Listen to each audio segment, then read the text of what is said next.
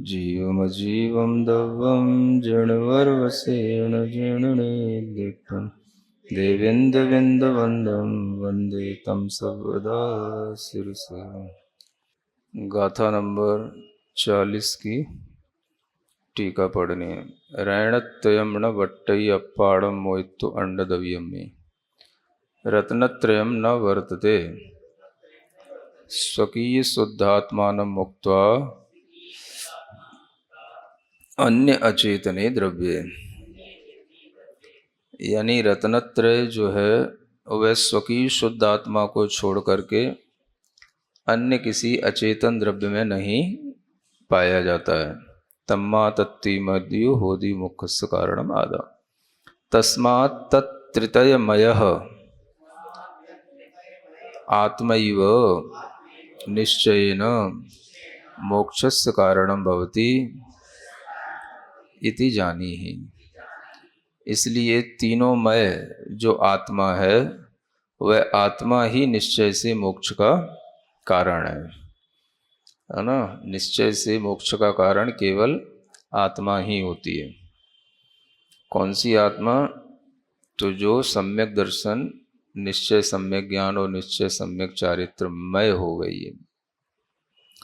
इसलिए मोक्ष के लिए अंत में कोई बाहरी कारण नहीं रह जाता है ना।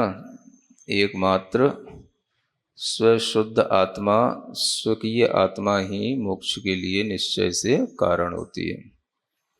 इसी स्थिति में उसे कहा जाता है कि मोक्ष के लिए वास्तविक अब कारण देखें तो कोई नहीं है। निर्निमित्तकः इसी को कहते हैं। कोई निमित्त उसके लिए बाहरी रूप से अब और कारण नहीं बचा, वह स्वयं ही मोक्ष के लिए कारण बन गई। ये इस स्थिति में घटित होता है। अथ विस्तार है। अब इसी निश्चय को समझाते हैं। रागादि विकल्पोपाधि रहित चित चमत्कार भावनोत्पन्न मधुर रसास्वाद सुखो हम इति निश्चय रूपम निश्चय सम्यक दर्शनम, है ना।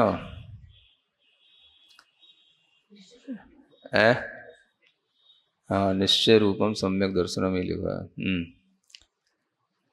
अब यहाँ कहते हैं कि जो सम्यक दर्शन है निश्चय रूप, वह कैसा होता है? वो इस तरह का होता है। निश्चय सम्यक दर्शन कैसा होता है? तो रागादि विकल्प रूप जो उपाधि से रहित चित चमत्कार की भावना से उत्पन्न, यानी चित चमत्कार कैसा है? रागादि विकल्पों से रहित है।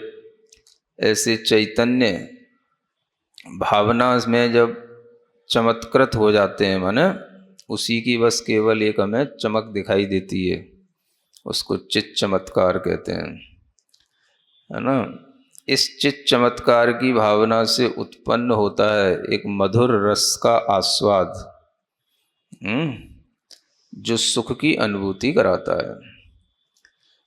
उस सुख से यह जब युक्त हो जाता है, मैं अब सुखी हुआ हूँ, ऐसे सुख का अनुभव करना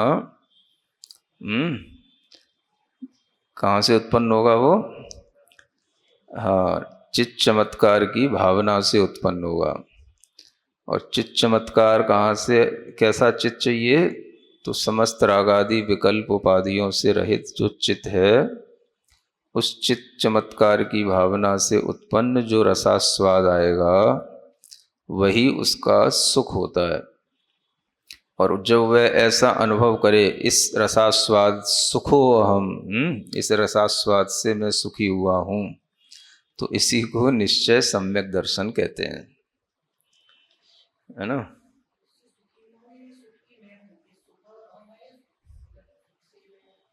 हाँ, वही सुख ही मैं हूँ, वही सुख मैं हूँ, जिसको ये अनुभव में आने लगे मैं कैसा हूँ, तो मैं सुख स्वरूप हूँ। कौन सा सुख? तो इस तरह के चित्त चमत्कार की भावना से उत्पन्न एक मधुर रस का आस्वाद रूप सुख होता है। अब ये मधुर रस आस्वाद तो मधुर रस तो पुद्गलों में होते हैं, लेकिन ये उससे भी मधुर रस होता है, ऐसा बताने के लिए ऐसा लिखा गया है। तो आप किसी मधुर रस का और किसी अमृत रस की तरफ अपनी दृष्टि नहीं ले जाना। वो मधुर रस का आस्वाद रूप सुख, मैं वही हूँ, ऐसा सुख रूप ही मैं हूँ, वही सुख मैं हूँ, इस तरह से स्वयं अपनी ही आत्मा में जो निश्चय होता है, इसका नाम निश्चय सम्यक दर्शन कहलाता है ना। मतलब निश्चय सम्यक दर्शन में सिर्फ स्व आत्मा के मधुर रस का आस्वादन होता है, यही उसका आत्म श्रद्धान कहलाता है। क्योंकि निश्चय में आत्मा में ही श्रद्धान करना है, तो सिर्फ यही उसके लिए आत्म श्रद्धान कहलाता है ना। तो सब चीज़ें सम्यक दर्शन आदि आत्मा में ही घटित होनी है। आत्मा ही सम्यक दर्शन है, आत्मा ही सम्यक ज्ञान है, आत्मा ही सम्यक चारित्र है। हाँ, तस्यैव सुखस्य समस्त विभावेभ्य स्वसंवेदन ज्ञानेन पृथक परिच्छेदनम सम्यक ज्ञानम। अब इसी सुख का सभी प्रकार के विभावों से एक पृथक परिच्छेदन करना, माने परिच्छेदन माने भी जानना, इसी सुख को पृथक रूप से जानना। किससे पृथक करना? तो जितने भी विभाव भाव हैं, उन समस्त विभावों से पृथक करके इसी सुख को जानना। तो किससे जानना? स्व संवेदन ज्ञान से जानना। तो अपने ही आत्मा के स्व संवेदन ज्ञान से जब इस तरह का सुख सभी प्रकार के विभाव भावों से मुक्त है, ऐसा संवेदन होता है और वह उसको जानता है, तो वही कहलाएगा निश्चय सम्यक ज्ञान, है ना। तथैव दृष्ट श्रुतानुभूत भोगाकांक्षा प्रवृत्ति समस्तपध्यान रूप मनोरथ जनित संकल्प विकल्प जाल त्यागेन, है ना, तत्रैव सुखे रतस्य संतुष्टस्य तृप्तस्य। इसी तरह से जो सम्यक चारित्र है वो भी क्या है? तो इसी प्रकार के सुख में जो रत है, संतुष्ट है, तृप्त है ना। और वह जो सुख होगा तो सभी प्रकार के जो मन में संकल्प विकल्पों के जाल बनते रहते हैं, उन सब का त्याग करने से होता है ये सुख। यानी मन में कोई भी तरह का संकल्प विकल्प का जाल ना चले। जाल माने जैसे मकड़ी का जाल होता है तो एक से दूसरा बनता रहता है, ऐसे ही कोई भी तरह के संकल्प विकल्पों का जाल मन में न चले, इन सब का त्याग हो जाए। ऐसा वह जो संकल्प विकल्प चलते हैं, ये सब अपध्यान कहलाते हैं। अध्यात्म की भाषा में इन्हें क्या बोलते हैं? ये सब अपध्यान है ना। श्रावकाचार का अपध्यान अलग है और समय सार का अपध्यान अलग होता है। श्रावकाचार का अपध्यान तो सिर्फ किसी के बारे में राग द्वेष से दूसरे के पुत्र मित्र कलत्र आदि का बद बंधन छेद आदि विचार नहीं करना, ये श्रावकाचार का अपध्यान से छूटना है। तो श्रावकाचार का अपध्यान अलग है और समय सार का अपध्यान क्या है? कि कुछ भी देखा हुआ, सुना हुआ, अनुभूत किया हुआ किसी भी तरह के कोई भोगों की आकांक्षा, है ना, आदि रूप जितना भी अपध्यान है, ये सब का त्याग कर देना और फिर केवल अपने ही इस आत्म सुख में रत रहना, संतुष्ट रहना, तृप्त होना। ऐसे जीव के लिए एकाकार परम समरसी भावेन,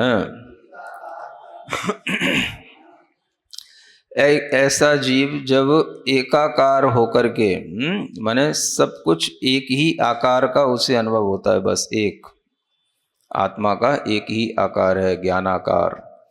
उसके परम समरसी भाव के साथ में द्रवीभूत चित्तस्य, जिसका चित्त इस समरसी भाव से द्रवीभूत हुआ है। द्रवीभूत होने का मतलब और ज़्यादा उसका चित्र निर्मल हुआ है, सरल हुआ है, और वह बार बार उस चित्त के माध्यम से क्या करता है, पुनः पुनः स्थिरीकरणम सम्यक चारित्रम। वह उस द्रवीभूत चित्त वाले जीव का पुनः पुनः अपनी आत्मा में जो मन का लगाना है, मन को स्थिर करना है, यही उसका आत्मगत निश्चय से सम्यक चारित्र कहलाता है। तो निश्चय में आत्मा ही सम्यक दर्शन हो जाता है, आत्मा ही सम्यक ज्ञान है और आत्मा ही सम्यक चारित्र। इसलिए तीनों तत्तीयमयो हो जाते हैं, तीनों एकमय हो जाते हैं। इति उक्त लक्षणम निश्चय रत्नत्रयम् शुद्धात्मानं विहाय। इस तरह से जो लक्षण बताया है निश्चय रत्नत्रय का, यही शुद्धात्मा का लक्षण है। इसी को शुद्धात्मा का श्रद्धान ज्ञान चारित्र कहते हैं। इसको तो छोड़ दे, इसको छोड़ करके क्या करे, अन्यत्र घटपटादि बहिर्द्रव्ये न वर्तते यतस्ततः कारणात्। अब इस तरह का जो निश्चय रत्नत्रय जो रूप जो शुद्धात्मा है, यह शुद्धात्मा को छोड़ करके यह निश्चय रत्नत्रय अन्य किसी भी घटपट आदि बहिर्द्रव्यों में वर्तन नहीं करता है ना। यानी इस तरह का जो निश्चय रत्नत्रय है, वह शुद्धात्मा को छोड़ करके अन्य किसी भी घटपट मतलब घड़े में, पट माने वस्त्र में, किसी भी और दूसरी अजीव पदार्थ में, पुद्गल आदि द्रव्यों में रत्नत्रय नहीं होता है। उन बाहरी द्रव्यों में रत्नत्रय नहीं होता है। यतस्ततः कारणात्, चूंकि ये सब नहीं होता है इसी कारण से, अभेदनयेन अनेक द्रव्यात्मक ऐक प्रपानकवत् तदेव सम्यक दर्शनम तदेव सम्यक ज्ञानम तदेव सम्यक चारित्रम। इस तरह से अभेद नय के माध्यम से देखें तो अनेक द्रव्यों का एक ही द्रव्य बन गया है ना। यानी अनेक द्रव्यात्मक एक चीज हो गई। अभेद नय से अनेक द्रव्यों का एक हो जाना है ना। यानी अभेद नय में जो सम्यक दर्शन, ज्ञान, चारित्र आदि ये सब अलग अलग जो चलते थे भेद नय से, वो सब अभेद नय में एक द्रव्यात्मक हो गए।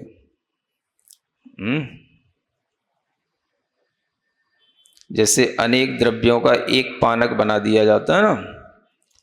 पानक, प्रपानक मतलब पानक, भूई पानक, हाँ कुछ भी पानक कह लो, ठंडाई, सिकंजी, लस्सी, पन्ना, आम का पन्ना, ये सब पानक कहलाते हैं। तो ये सब अनेक द्रव्यों से बनते हैं और एक पानक बन जाता है, तो एक पानक पीने से अनेक द्रव्यों का लाभ उसे मिल जाता है। तो इसी तरह से वो पानक ही जैसे सब कुछ है।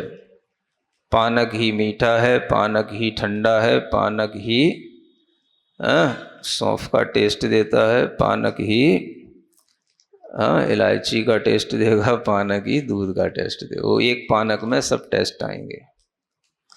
उसी तरीके से आत्मा ही सम्यक दर्शन है, आत्मा ही सम्यक ज्ञान हो जाता है, वही आत्मा सम्यक चारित्र होता है। अलग अलग कुछ नहीं होता है, कहने को अलग अलग होता है, बस आत्मा में ही सब जब घटित होता है तो शुद्ध आत्मा ही सब कुछ होता है ना। तदेव स्वात्म तत्वम, और ऐसा जो सम्यक दर्शन ज्ञान या चारित्र जो कुछ भी है वही हमारा स्व आत्म तत्व है। वही इति उक्त लक्षणम निशुद्धात्मानमेव मुक्ति कारणम जानिए। इस तरह के लक्षण वाला जो शुद्धात्मा है वही मुक्ति का कारण है। यानी इस तरह की जब निश्चय रत्नत्रय रूप परिणति हो जाएगी तो उस जीव को तुरंत ही मुक्ति की प्राप्ति हो जाएगी, केवल ज्ञान आदि की प्राप्ति हो जाएगी। इसलिए निश्चय रत्नत्रय को साक्षात मुक्ति का कारण कहा जाता है। और निश्चय रत्नत्रय का मतलब हो गया शुद्ध आत्म तत्व का अनुभव। तो वह स्व आत्म तत्व इसी तरह का जब शुद्ध रूप होता चला जाता है तो वही निश्चय रत्नत्रय में परिणत हुआ मुक्त आत्मा के लिए कारण बन जाता है। तो इसलिए व्यवहार रत्नत्रय डायरेक्ट मुक्ति का कारण नहीं है, निश्चय रत्नत्रय डायरेक्ट मुक्ति का कारण कहा जाएगा, है ना।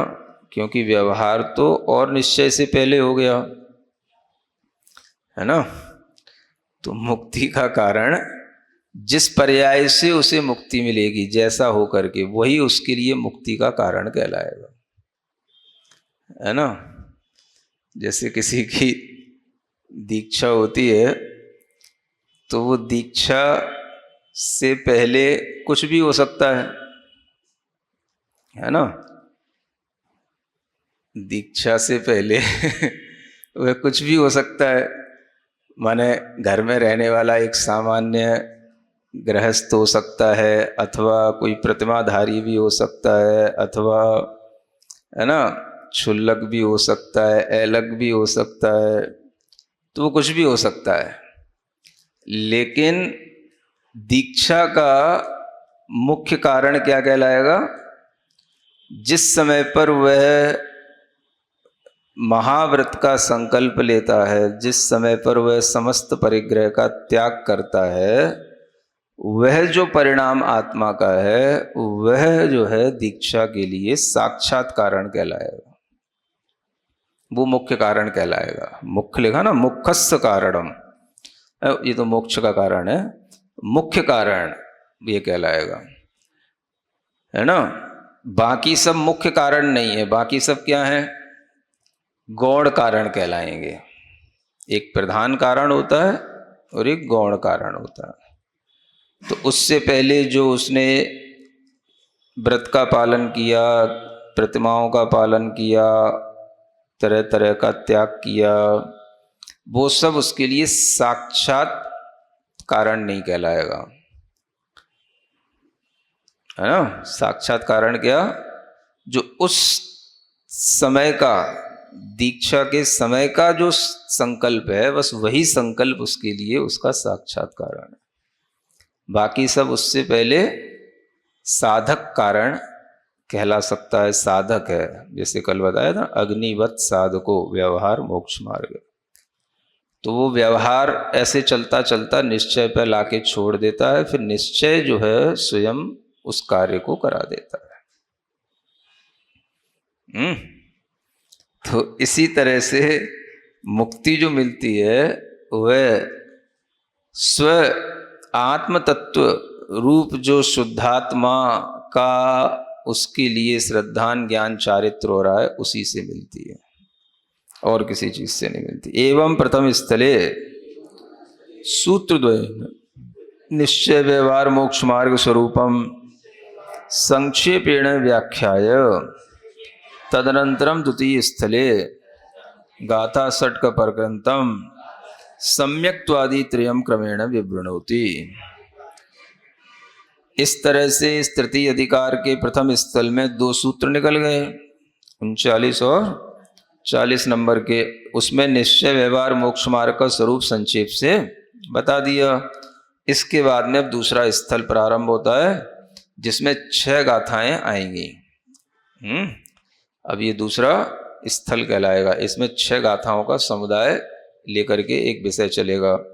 जो सम्यक्त्वादी जो 3 चीजें हैं, सम्यक दर्शन ज्ञान चारित्र, इनका क्रम क्रम से विवेचन इसमें किया जाएगा। अब उसमें सबसे पहले सम्यक तो क्या होता है अब उसको बताते हैं। तत्रादौ सम्यक्त्वम आह जीवादि सद्दहणम सम्मत्तम रूपमप्पड़ो तम तो दुर्भिणवेश विमुक्कम णाणम सम्मम कुहोदि सदी जम्मे।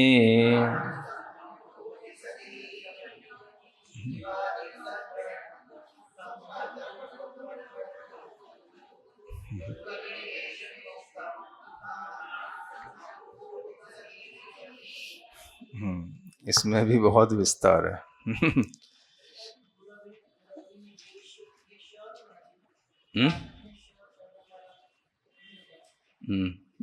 सही है ना? नहीं वही सही। दुर्भिणवेश विमुक्तम जीवादि के सद्दहणम माने श्रद्धान करने का नाम सम्मत्तम है, यानी सम्यक्त्व है। सम्यक दर्शन किसे कहते हैं? जीवादि जो द्रव्य हैं, तत्व हैं, उनका यथार्थ श्रद्धान करना, यही सम्यक दर्शन कहलाता है। तम तु अपड़ो रूपम, वह भी आत्मा का ही रूप है, माने आत्मा का ही वो स्वरूप है। यानी जीवादि पदार्थों का जो श्रद्धान किया जाता है उसमें भी आत्म स्वरूप ही प्रकट होता है। यानी जो जीवादि का श्रद्धान है ये एक तरह से क्या हो गया, ये व्यवहार सम्यक दर्शन की बात हो गई। जीवादि 7 तत्वों का श्रद्धान करेंगे तो कहलाएगा ये व्यवहार सम्यक दर्शन। निश्चय तो पढ़ चुके हैं, अब बार बार दोहराने की जरूरत नहीं है। अब ये व्यवहार सम्यक दर्शन है, तो इस व्यवहार सम्यक दर्शन को भी आत्मा का ही स्वरूप मानना।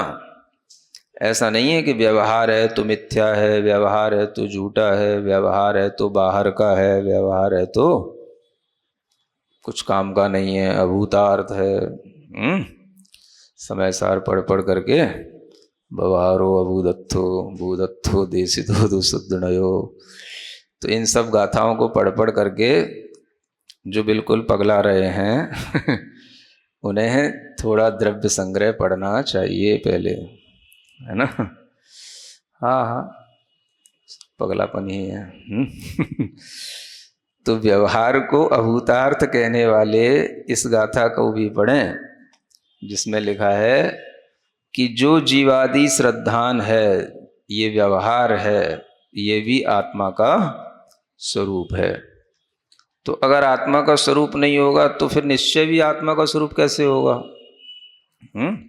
अगर व्यवहार सम्यक दर्शन को हम वास्तविक नहीं मानेंगे और व्यवहार सम्यक दर्शन अगर आत्मा में सम्यक्त भाव उत्पन्न नहीं करेगा तो फिर निश्चय सम्यक दर्शन उससे कैसे प्रकट होगा? वो व्यवहार कारण कैसे बनेगा निश्चय का? ये भी विचारणीय बात होती है। इसलिए ये जानना कि व्यवहार सम्यक दर्शन भी तब होता है जब आत्मा में मिथ्यात्व अनंतानुबंधी कषाय जो हैं, ये सप्तमल ये बैठ जाते हैं और आत्मा का सम्यक्त भाव तब प्रकट होता है। वह भी यथार्थ रूप से उसे जीवादि का श्रद्धान कराता है। तो इसलिए व्यवहार को भी यथार्थ मानना चाहिए, वो भी आत्मा का स्वरूप है। व्यवहार सम्यक दर्शन भी आत्मा में ही होता है। या ऐसी धारणा मत बना लेना निश्चय ही बस आत्मा में होता है, व्यवहार तो आत्मा का स्वरूप ही नहीं है, तो आत्मा में क्यों होगा?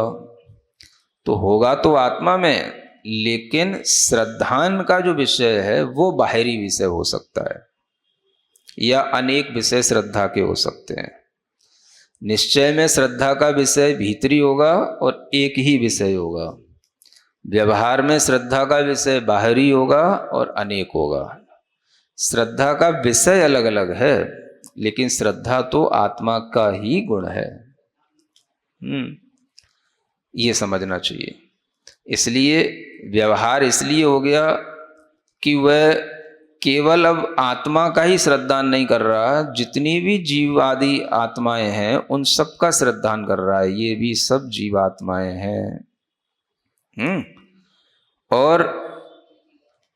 और उन जीवों में भी है ना, वह अनेक रूप में उन जीवों का श्रद्धान कर रहा है। ये अनेक तरह के जीव हैं, एक इंद्री, दो इंद्री आदि, तो भी ये सब व्यवहार है ना। अथवा वो अपने भी आत्म तत्व में अनेक तत्वों को देख रहा है। हमारी आत्मा में आश्रव भी हो रहा है, बंध भी हो रहा है, संवर भी हो रहा है, निर्जरा भी हो रही है। तो वह अनेकों में विभाजित जब श्रद्धान हो जाता है तो वो व्यवहार कहलाने लग जाता है। लेकिन श्रद्धा तो आत्मा का ही गुण है, आत्मा से ही प्रकट होगा। तो वो विषय उसका व्यवहार रूप भी हो सकता है, निश्चय रूप भी हो सकता है। ये समझने की चीज है। इसलिए दुर्विण वेश विमक्कम, जो दुर्अभिनिवेश से रहित णाणम जो ज्ञान है, सम्मम वह भी सम्यक ज्ञान कहलाता है। होदी सदी जम्मी, जिसके होने पर ही वह होता है। सम्यक दर्शन होने पर ही सम्यक ज्ञान कहा जाता। जिसके होने पर आत्म में रत्नत्र ही मन बाता। थोड़ी नई छेड़ाला भी पढ़ा करो, उसमें भी कुछ सम्यक ज्ञान मिलेगा आप लोगों को। सिर तो सब हिलाते रहते हैं। नई छेड़ाला का भी पाठ किया करो। हिंदी में है तो थोड़ा सा कुछ पढ़ोगे तो कुछ दो चार लाइनें याद रहेंगी। स्वाध्याय तो बहुत डिटेल हो जाता है, सिर्फ पाठ करना, पढ़ना, उसको याद करना। ये दो लाइनें उसी की हैं। चौथी डाल की ये पंक्तियां हैं। सम्यक दर्शन होने पर ही सम्यक ज्ञान कहा जाता, जिसके होने पर आत्म में रत्नत्र ही मन भाता। तो ये चीजें हैं। तो णाणम सम्मम होदी, ज्ञान सम्यक हो जाता है। अभिनिवेश, दुष्ट जो अभिनिवेश हैं, अभिनिवेश मतलब दुष्ट जितने भी अभिप्राय हैं उसको दुर्विण वेश कहते हैं। दुष्ट जितने भी आग्रह हैं, अभिप्राय हैं, वो सब ज्ञान में से निकल जाते हैं। ज्ञान में से दुष्टता निकल जाएगी तो सम्यक ज्ञान आएगा। दुर्भिण वेश विमुक्तम, दुर्अभिनिवेश से विमुक्त ज्ञान सम्यक ज्ञान होता है। फिर उसमें एकांत का कोई आग्रह नहीं रह जाता। एकांत अभिप्राय तो उसके लिए जहर होता है, उसको सम्यक ज्ञान कहते हैं। तो ऐसे दुष्ट अभिप्राय से जो रहित हो गया, वो ज्ञान सम्यक ज्ञान तभी होगा जब आपके पास में सम्यक दर्शन होगा, है ना। तो सम्यक दृष्टि जीव का ज्ञान भी देख करके आप समझ सकते हैं कि इसके पास सम्यक दर्शन है कि नहीं। जो दुष्ट अभिप्राय से रहित, दुष्ट आग्रहों से रहित, दुर्अभिनिवेश से रहित ज्ञान की परिणति है, वो सम्यक ज्ञान की परिणति कहलाती है। कितने बड़े बड़े सूत्र हैं, कितनी अच्छी अच्छी चीजें हैं, सरलता से मिलती हैं तो कीमत नहीं है, बस इतना ही है। तो द्रव्य संग्रह है, मंदिरों की अलमारियों में सब जगह पड़ा रहता है द्रव्य संग्रह। वो तो बचपन से पढ़ते आए हैं, बहुत बार पढ़ लिया हमारा, इस बार क्या ऐसे अभिप्रायों से भी सम्यक ज्ञान के प्रति आदर नहीं आता है।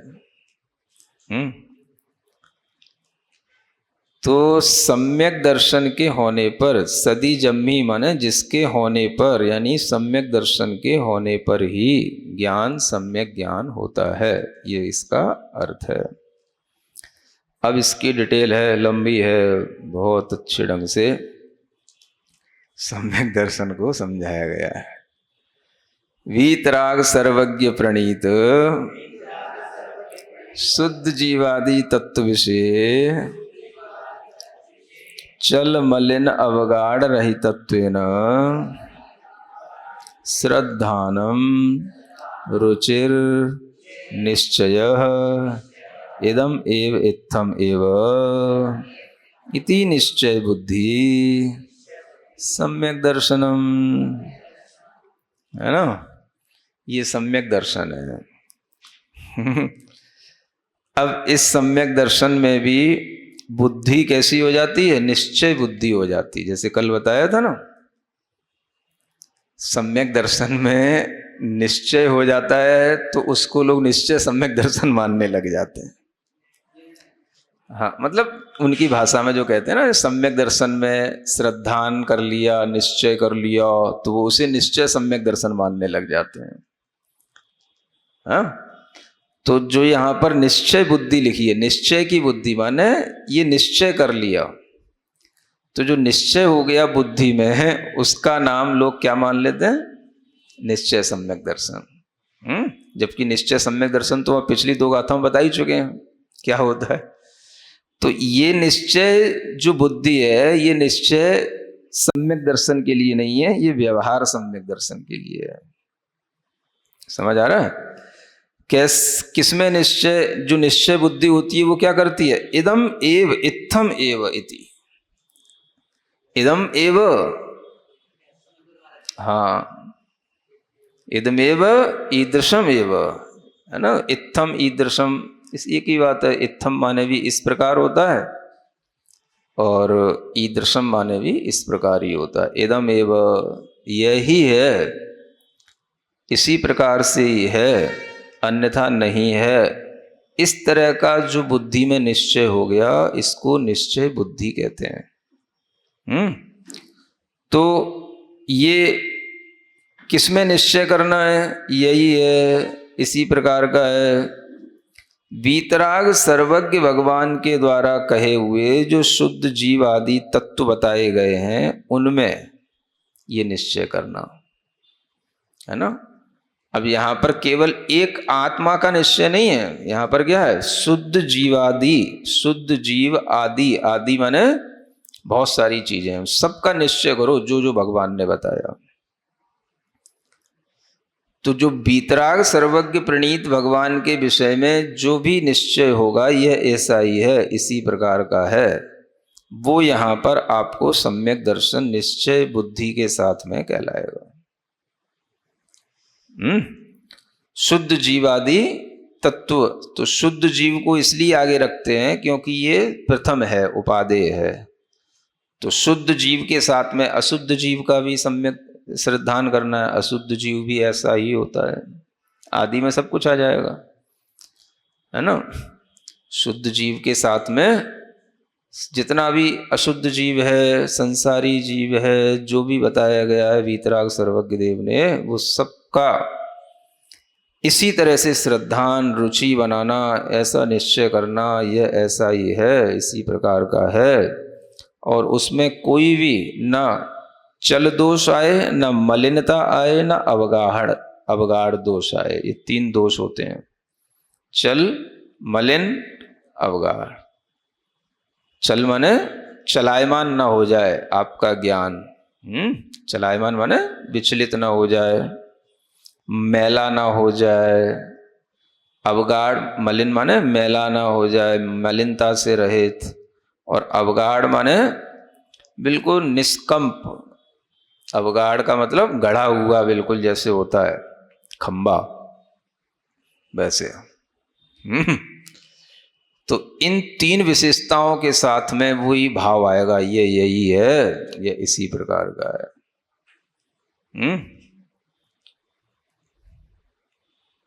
समझ में आ रहा है? इसका नाम सम्यक दर्शन है। ये यही है, इसी प्रकार का। इसके अलावा वो कुछ भी अन्यथा नहीं बोलेगा, चाहे उसकी गर्दन भी दबा दोगे तो भी कुछ नहीं बोलेगा। इसके अलावा वो अन्यथा नहीं बोलेगा कभी। समझ आ रहा? श्रद्धा की बात होती है। देशभक्ति में भी बहुत से योद्धा बहुत से लोग इसी कारण से शहीद हो गए, अन्यथा नहीं बोलेंगे। खूब जिनको बुरी बुरी तरह से भी मारा गया, काला पानी की सजा अगर कभी देख लो तो रोंगटे खड़े हो जाएंगे। हाँ, मतलब कितनी नरक की यातना हो सकती है, बेदर्दी हो सकती है, उस सब हो जाती है।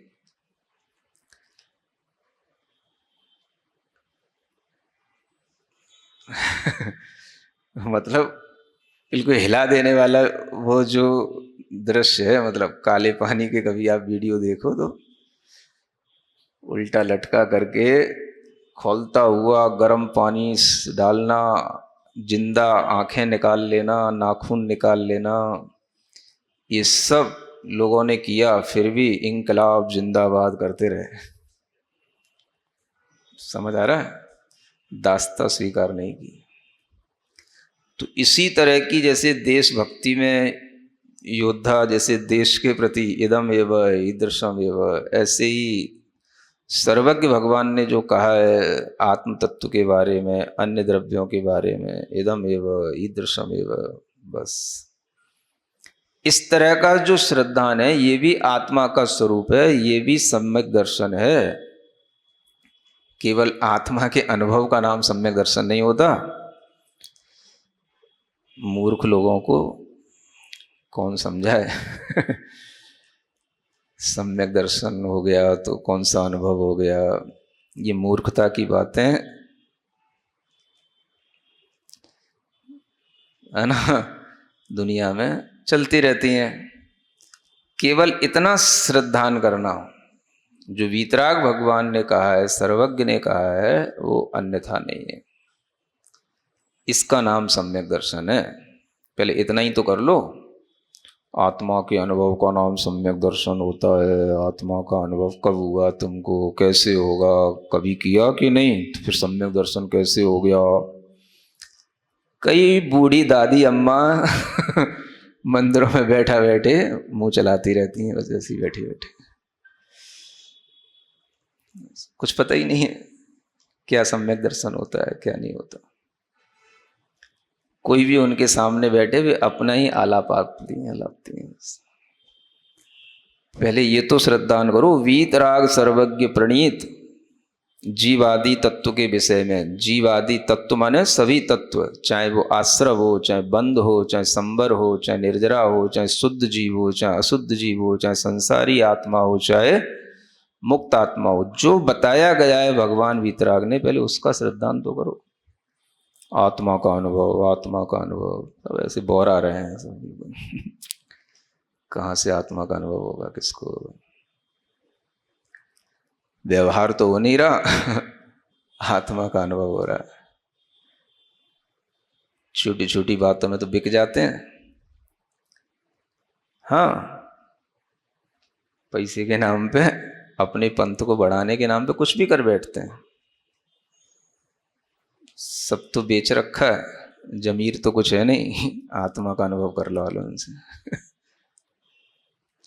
तो ऐसे लोगों के लिए पहले ये श्रद्धान करना सीखना है जो यहाँ बताया जा रहा है। इदम एव इत्थम एव इति निश्चय बुद्धि।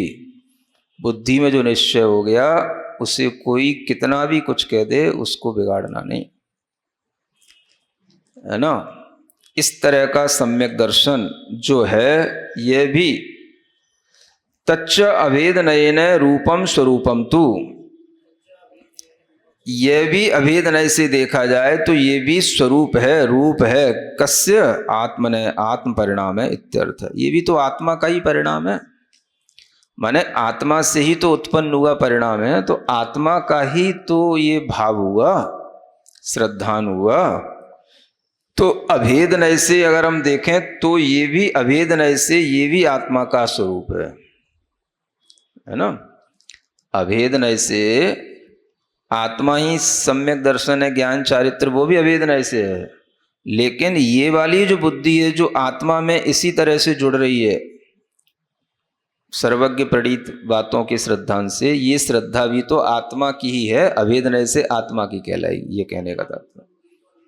बस आत्मा में उत्पन्न हो रही है, आत्मा का ही परिणाम है, इसलिए अभेदनय से ये भी सम्यक दर्शन है। कितनी बड़ी बात है। तस्य सामर्थ्यम महात्म्यम दर्शयति, उस सम्यक दर्शन की महिमा या सामर्थ्य अब हम यहां पर आपको दिखाते हैं। यस्मिन् सम्यक्त्वे सति ज्ञानम सम्यक भवति, स्फुटम कथम भूतम सम्यक भवति। जिस सम्यक्त्व के हो जाने पर ज्ञान सम्यक होता है। चलित प्रतिपत्ति, गच्छत तृण स्पर्श, सुक्ति का शकल, रजत विज्ञान सदृशई संसव विभ्रम मोह विमोहैर मुक्तम रहितम इत्यर्थ।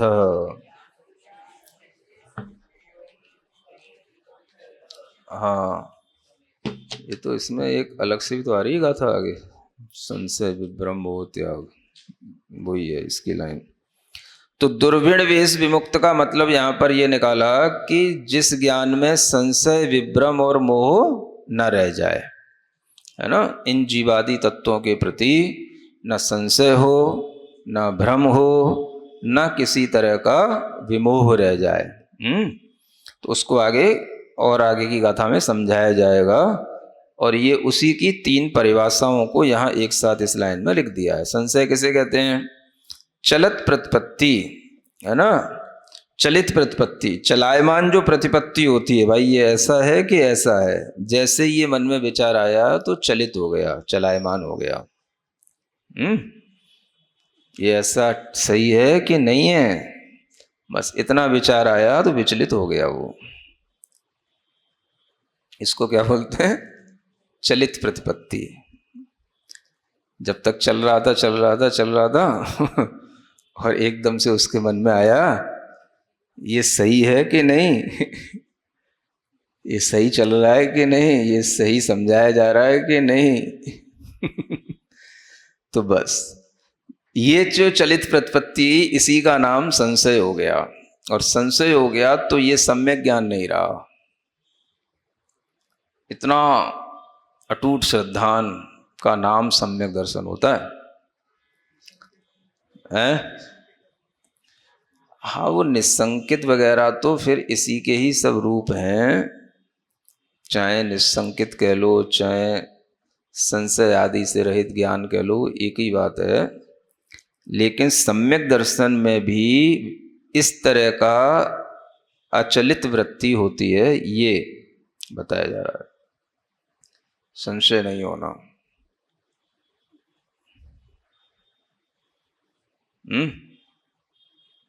मोक्ष मिलेगा कि नहीं मिलेगा, महाव्रत धारण करने से कुछ कर्म निर्जरा होगी कि नहीं होगी, संशय भी नहीं आना, तो वो सम्यक ज्ञान बना रहता है।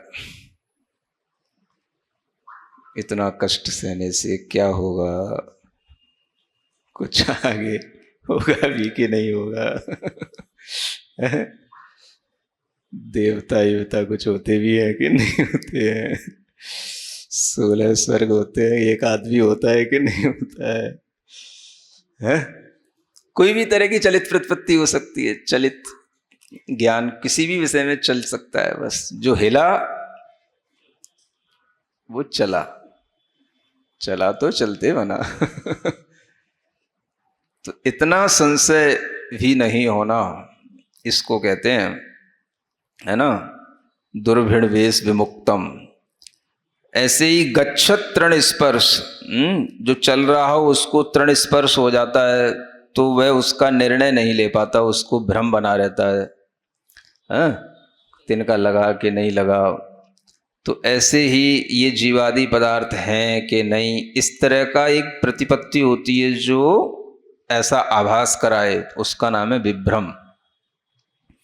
और सुक्ति का शकल रजत विज्ञान सदृश, है ना, ये सुक्ति का है या ये रजत है, जिसे सीप कहें या चांदी कहें, तो सीप को चांदी मान लेना, चांदी को सीप मान लेना, ऐसे सीप और चांदी का अंतर नहीं रख पाना, ये मोह कहलाता है, विमोह कहलाता है ना। सीप में चांदी का विज्ञान कर लेना, ऐसे संशय विभ्रम और विमोह से रहित जो श्रद्धान होता है उसको सम्यक दर्शन कहा जाता है। ठीक है, इस तरह का यह एक संक्षेप से इसका अर्थ कहा। अब आगे इसका बहुत अच्छा विस्तार किया जाएगा।